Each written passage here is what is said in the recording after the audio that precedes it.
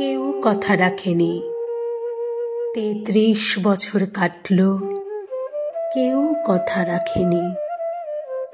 ছেলেবেলায় বষ্টমী তার আগমনী গান হঠাৎ থামিয়ে বলেছিল, শুক্লা দ্বাদশীর দিন অন্তরাটুকু শুনিয়ে যাবে। তারপর কত চন্দ্রভোগ অমাবস্যা এসে চলে গেল, কিন্তু সেই বষ্টমী আর এলো না। 25 বছর প্রতীক্ষায় আছি। মামা বাড়ির মাঝি নাদের আলী বলেছিল, বড় হও দাদা ঠাকুর, তোমাকে আমি 3 প্রহরের বিল দেখাতে নিয়ে যাব। সেখানে পদ্মফুলের মাথায় সাপ আর ভ্রমর খেলা করে। নাদের আলী, আমি আর কত বড় হব? আমার মাথা এই ঘরের ছাদ ফুঁড়ে আকাশ স্পর্শ করলে তারপর তুমি আমায় 3 প্রহরের বিল দেখাবে? একটাও রয়্যাল গুলি কিনতে পারিনি কখনো। লাঠি লজেন্স দেখিয়ে দেখিয়ে চুষেছে লস্কর বাড়ির ছেলেরা। ভিখারির মতন চৌধুরীদের গেটে দাঁড়িয়ে দেখেছি ভিতরে রাস উৎসব।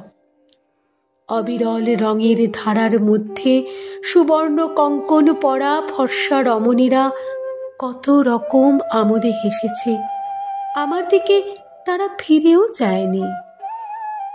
বাবা আমার কাজ ছুঁয়ে বলেছিলেন, দেখিস একদিন আমরাও। বাবা এখন অন্ধ, আমাদের দেখা হয়নি কিছুই।